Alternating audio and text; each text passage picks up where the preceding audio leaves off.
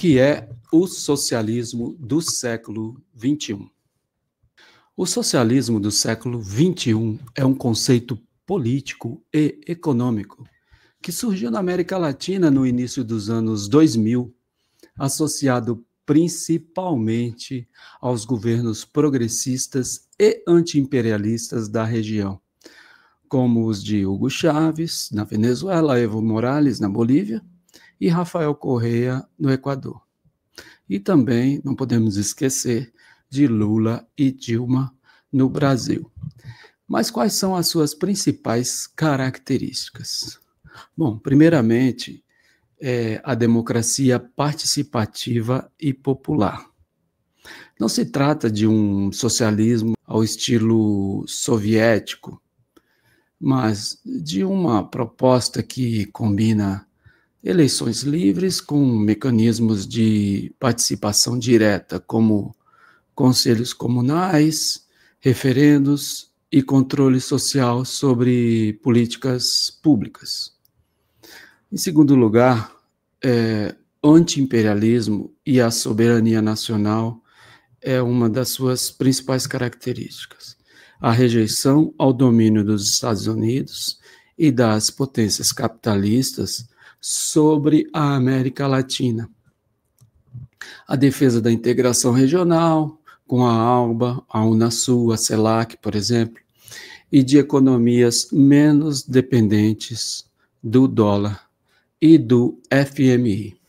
Em terceiro lugar, temos uma economia mista, com forte papel do Estado.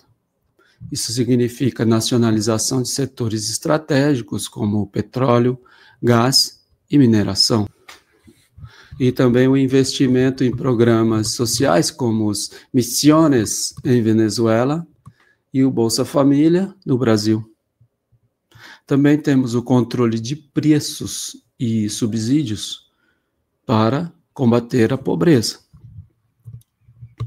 Em quarto lugar, é caracterizado também pela justiça social e a redistribuição da riqueza. Sim, a prioridade é a educação, a saúde e a moradias. Tudo isso patrocinado pelo Estado. Reformas agrárias e políticas de inclusão para indígenas, negros e trabalhadores. Diferente do socialismo tradicional, ele não propõe a eliminação total da propriedade privada, mas sim sua regulação em favor do bem comum. E quais as diferenças para o socialismo clássico? Bom, é um socialista não marxista, leninista, e não defende necessariamente a ditadura do proletariado, nem o Partido Único. Não é uma social-democracia europeia, porque vai além do welfare state, buscando transformações que são estruturais. Mas é adaptado à realidade latino-americana, pois incorpora lutas indígenas, ecológicas e anticoloniais. E quais as críticas a esse modelo de socialismo e os desafios? Bom, uma das críticas que os liberais gostam de falar é a dependência de commodities e, por exemplo, a Venezuela, que sofreu com a queda do petróleo, né, do valor do petróleo. As pressões imperialistas são desafios, por exemplo, os golpes, as sanções econômicas e as guerras midiáticas contra o socialismo do século XXI. Bom, muitos dizem que é muito burocrático e corrupto em alguns governos, mas a estratégia da prosperidade comum vai no sentido de que o socialismo do século XXI ele foi uma proposta essencialmente latino-americana, mas que dialoga com as experiências globais de resistência ao neoliberalismo. Nesse contexto, a China emerge como um ator-chave, não apenas como modelo alternativo de desenvolvimento, mas como parceiro estratégico de muitos países do sul global, incluindo aí nações que adotaram o socialismo do século XXI. Bom, a política chinesa de prosperidade comum foi anunciada oficialmente em 2021. Ela tem um papel fundamental nessa relação. Mas, afinal, o que é a prosperidade comum da China? É uma estratégia econômica e social do Partido Comunista Chinês, o chamado PCC. O PCC é o Partido Comunista Chinês, não vamos confundir com o PCC que vocês conhecem aqui do Brasil, tá? E quais são os objetivos? Reduzir a desigualdade dentro da China e combater a concentração de riquezas.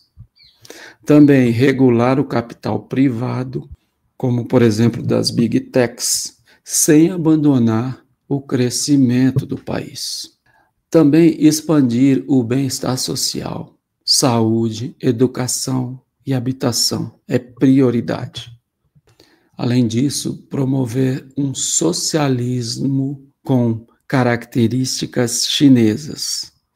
Um modelo que mistura planejamento estatal com mercado controlado. Mas como isso se conecta, afinal de contas, com a América Latina e o socialismo do século XXI? A China na América Latina faz parceria sob a ótica da prosperidade comum. A China não exporta revoluções, mas oferta investimentos, comércio e infraestrutura como alternativa ao domínio dos Estados Unidos. E o seu enfoque é, primeiro, comércio e investimentos sem condições políticas. Por exemplo, enquanto o FMI e o Banco Mundial impõem ajustes neoliberais, a China oferece empréstimos sem exigências de privatizações. Vamos a mais um exemplo concreto. Na Venezuela, apesar da crise, a China manteve acordos petrolíferos, evitando o colapso total naquele país. No Equador, a China financiou hidrelétricas e estradas durante o governo de Rafael Correa. Temos também na China a infraestrutura e a diplomacia do Cinturão e Rota, em inglês seria Belt and Road Initiative, ou BRI, muito falado nos dias de hoje. A China investe em portos, ferrovias e energia em países como Bolívia, Peru e Argentina, fortalecendo a soberania dessas nações perante o capital estrangeiro tradicional. Aí vem as críticas. Alguns veem risco de dependência, como na armadilha da dívida no Sri Lanka, mas outros argumentam que é bem melhor que a dominação do FMI. Em terceiro lugar, nós temos o apoio a governos progressistas, porém sem confronto direto com os Estados Unidos.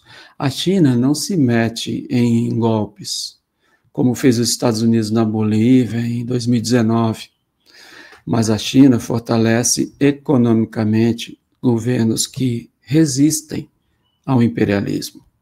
Vamos a exemplos. Lula no Brasil, por exemplo. A China foi o maior parceiro comercial do Brasil nos governos do PT e deve aprofundar ainda mais esses laços agora no Lula 3. Na Nicarágua, o apoio chinês a Daniel Ortega em infraestrutura e comércio é grande também. Bom, mas quais são as diferenças entre o socialismo do século XXI e o modelo chinês? Bom, o socialismo do século XXI vem da América Latina. O socialismo com características chinesas, não preciso dizer de onde vem obviamente da China.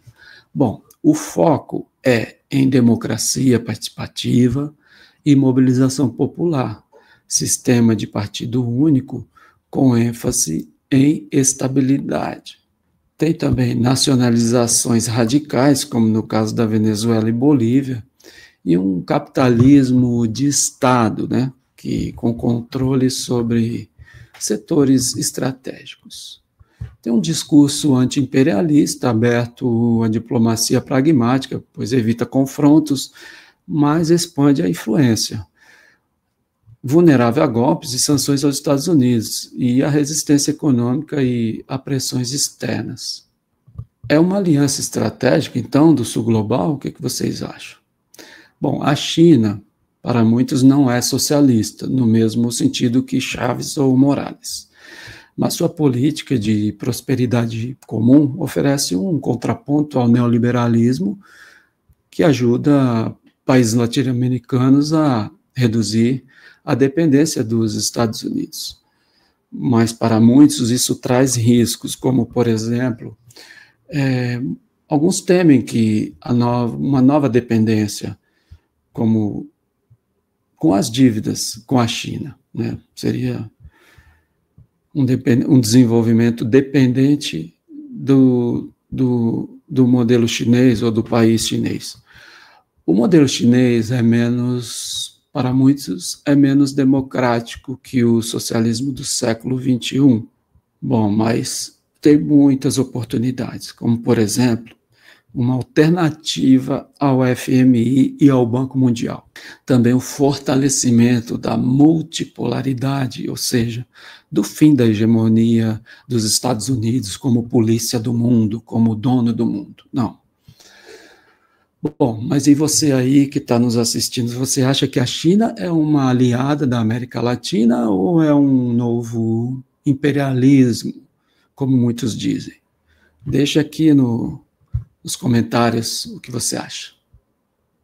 E não se esqueça, compartilhe esse vídeo, inscreva-se no canal, se puder contribuir com o Pix, e comente, como já foi dito, e se você acha que esse conteúdo tocou você, se esse conteúdo foi importante para você, ele pode ser importante para outras pessoas, então compartilhe, para que muitos possam também apreciar esse conteúdo, criticar e trazer novas sugestões. Até!